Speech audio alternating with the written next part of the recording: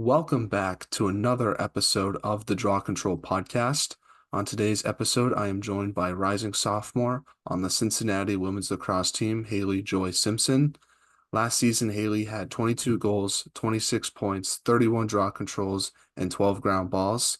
This allowed Hailey to be named to the AAC Second Team All-Conference and being named Freshman of the Week not once but twice this past season. Before college, Hailey was a unanimous selection to the midfielder All-League Division A team in 2023. She also helped lead Flint High School to a runner-up finish in the ISL Division A Championship. Hailey is a two-time Under Armour All-American and finished as the UA All-America South Super Regional Team stat leader in goals and was a part of the Under Armour 150 Championship team. Hailey, thank you so much for coming on the podcast today. And how is everything going? Thank you for having me. And I've been enjoying my summer. I took it a little slow in the beginning, relaxing and just uh, kind of rejuvenating from a busy season, but getting back in the groove, and I've been having a good summer. That's good to hear. Yeah. Do you have any summer plans, whether it's lacrosse related or not, for the rest of your time before you head back to school? Yes, I've definitely been getting back into the swing of things. We got our packet a couple weeks ago, so this will be the third week coming up for our workout packet. And then I've also been trying to get back into my stick skills and just working on lacrosse. Yeah. And I may be going on vacation soon, so That's awesome. Well, I hope um, you have a fun vacation, but thank you. what are some of the things that you're working on, I guess, this summer to get yourself ready for the upcoming season? What are some of the drills that the package has you do? And what are some of the stick skills drills that you're also working on to improve that part of your game? For the packet, it's traditional weightlifting with dumbbells and things that we're pretty familiar with during the season. And then stick skills wise, I just want to keep my stick skills up and work on like, shot placement and footwork and those kinds of things. Yeah. Now, one thing I do want to ask you about for next season is obviously sort of the big story with your team, which is you guys will be moving to a new conference as the Big 12 will now sponsor women's lacrosse as teams like yourself, Florida, Colorado, Arizona State, and San Diego State will be among the members affiliated with this new league. How excited are you for the new conference, and how do you think it's going to be different compared to the American Athletic Conference? I personally am very excited to join a new conference because that means new teams that we've never faced before. So I'm definitely very excited for that. And then, excuse me. Sorry, my voice is like getting all Oh, no cracked, but worries. I'm very excited for the new conference and facing new competition. I think it will definitely be an adjustment because a lot of our games are on the West Coast. And so, weather wise, I think that might be a little bit of a challenge and newer territory. But I think my team will be prepared for that. Yeah. Which team are you most excited to play, I guess, that you haven't played in your new conference? I feel like Arizona State looks like a lot of fun, or Hmm. Colorado. I think definitely Arizona State, I'm excited for. I'm also excited that Florida's coming with us too, because that gives us like a familiar face to play against. But all those, I've never been to Arizona, so I'm excited for that. Oh yeah, especially during the beginning part of the season when it's very cold outside. Right. It's definitely nice to go out and experience some warm weather, I guess, during that part of the year for sure. So, looking Exactly. forward to it. Should be a good conference, especially with you in Florida. So, I'm interested to see how it all plays out next season.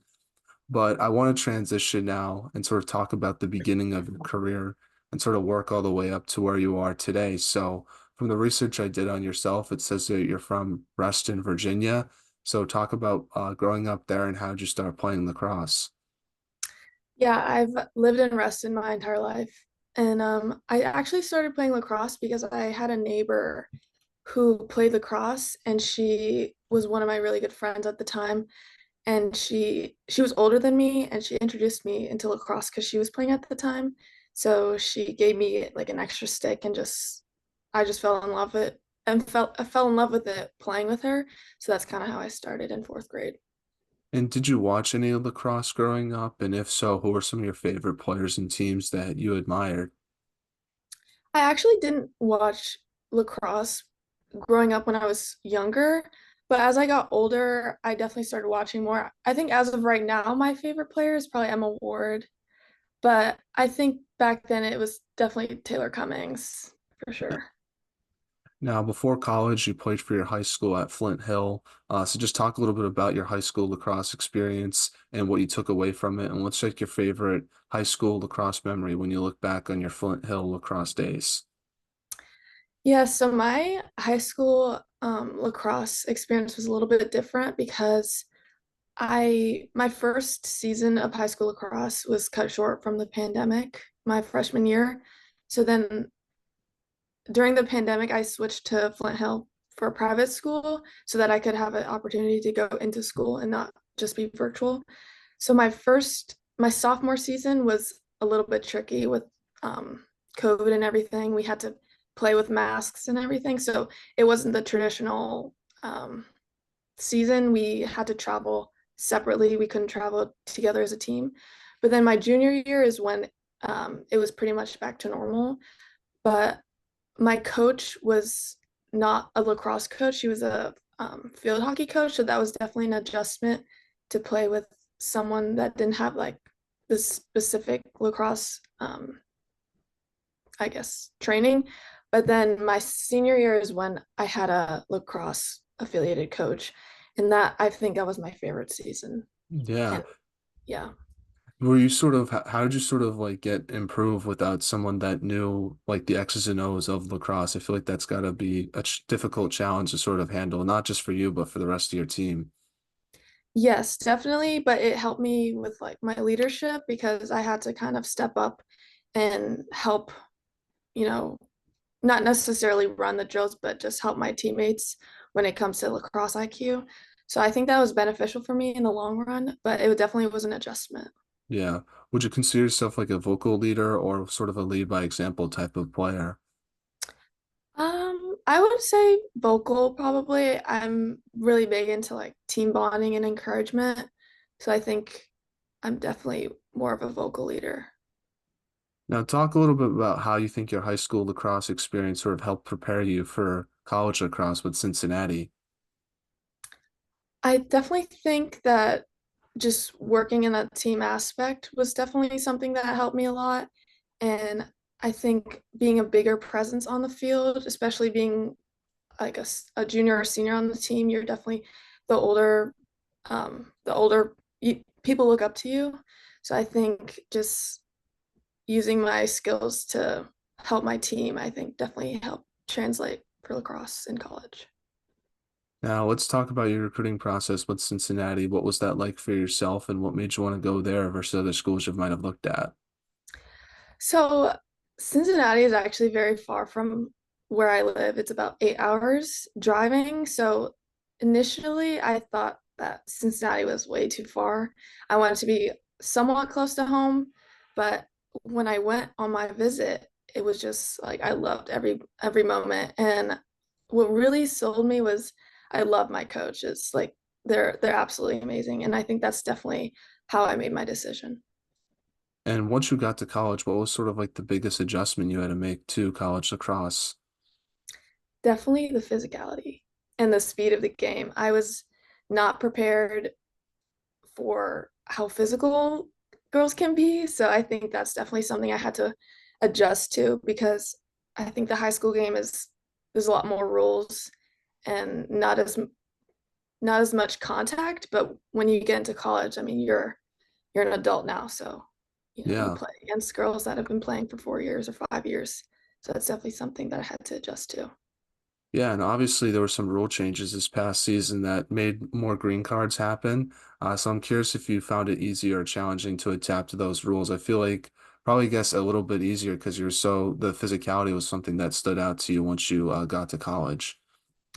Yeah, definitely the green cards were beneficial when they were against when the other team was getting hit, but I think definitely the new rules were something I had to adjust to because you're competitive, you want to win, you want to get that ball back in the ride. So I think that's something I had to be more disciplined at within the 30s, but yeah. Now, one interesting thing I found out about yourself is that you're a neuroscience major, which is pretty awesome. But it also, I feel like that makes it harder for to balance both academics and lacrosse. So I just wanted to ask you, how have you learned to balance both those aspects of your life? And what's sort of your secret to having good time management? I think it was definitely a challenge in the beginning. I was not, I guess I was prepared for the workload. In my mind, I knew that it was going to be a lot. But when you really get into it, it can definitely be a little overwhelming. So in the beginning, it was a bit overwhelming with the whole balancing sleep, balancing eating, balancing schoolwork and studying. But I think I've gotten the hang of it. So next year, I'm pretty excited for to get back into things, but it was definitely a hard adjustment. Now let's talk about your team's performance this past season. So your team went 10-7, but unfortunately struggled towards the end of the season, losing the last three games of the season. So my question is, from your perspective, what did you take away from your team's performance this past year, and how do you hope to build on some of those positive moments that your team had? We were definitely disappointed towards the end of the season just because it didn't go how we wanted to go. But I know we had a lot of heart into the games, and I think it was a good learning moment for us because for next year, I think we're gonna take that to heart, and then for next year, we're definitely gonna put in extra work so that doesn't happen again. Now, individually, you had a really good season, being one of the best freshmen in the American Athletic Conference. What do you think has been sort of the biggest improvement you've made to your game this past season that led to the success that you had on the field? I definitely think my confidence is what helped me the most. But it can be pretty intimidating to play against experienced collegiate athletes. But I think as I played more, I got a little bit more confidence. I'm still working on that, obviously. Like everyone needs to work on something, but definitely my confidence level is what helped me to play the way I played. Yeah. How do you sort of work on your confidence? Because I feel like it's such an underrated aspect of lacrosse.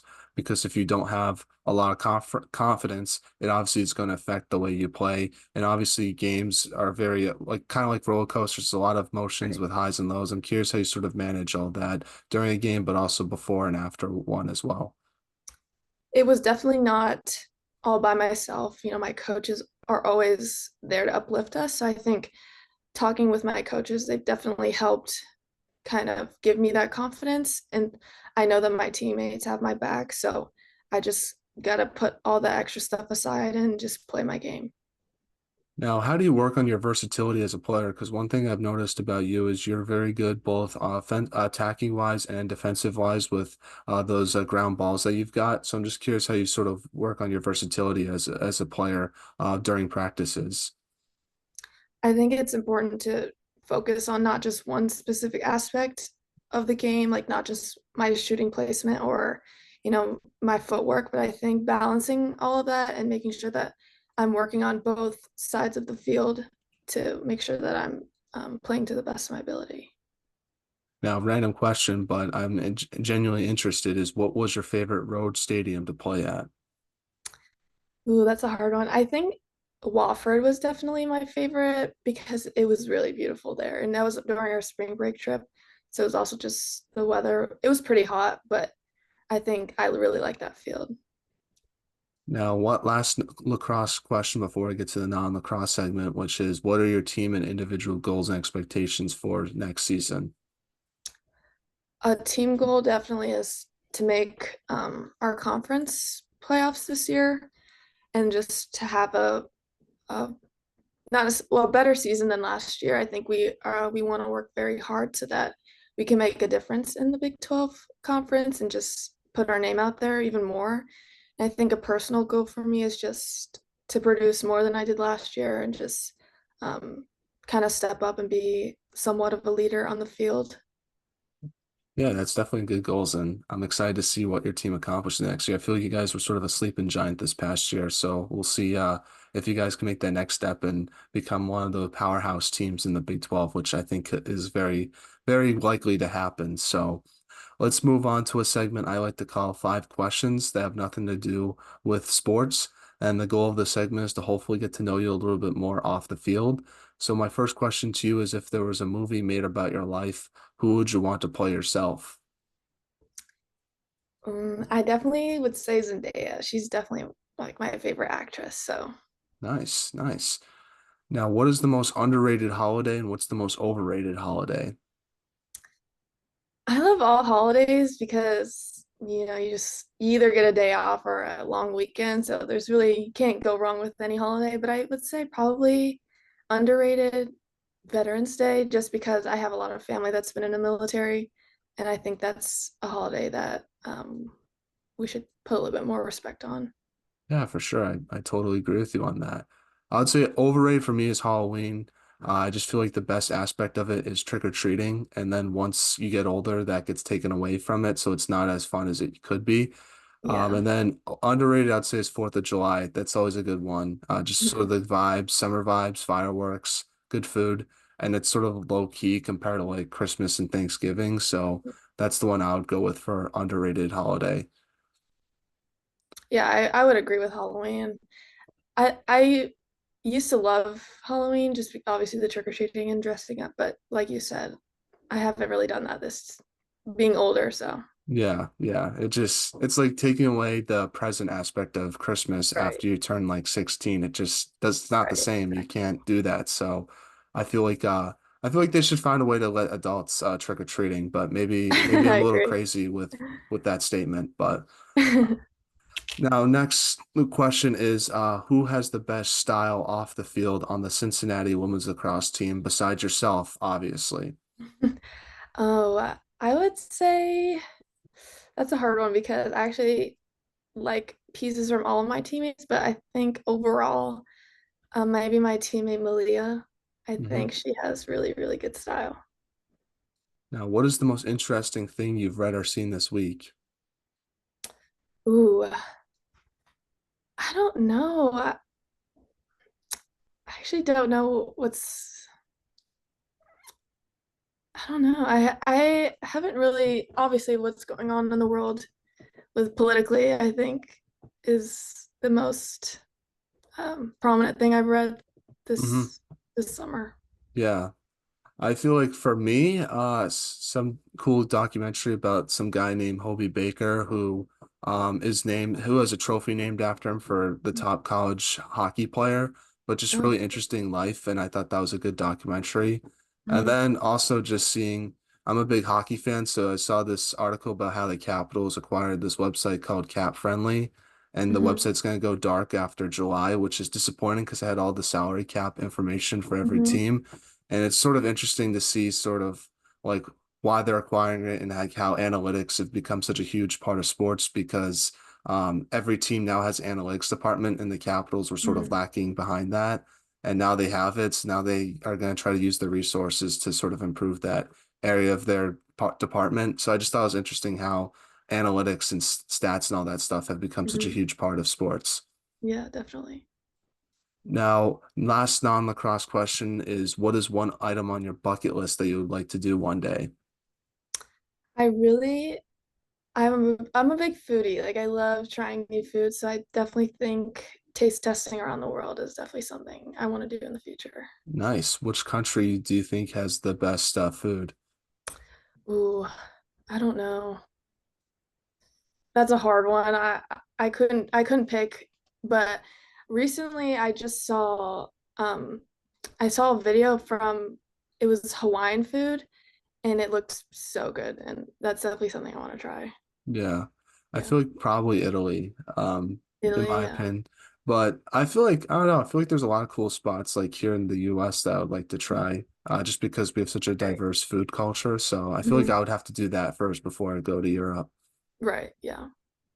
Well, let's get back to some lacrosse questions now.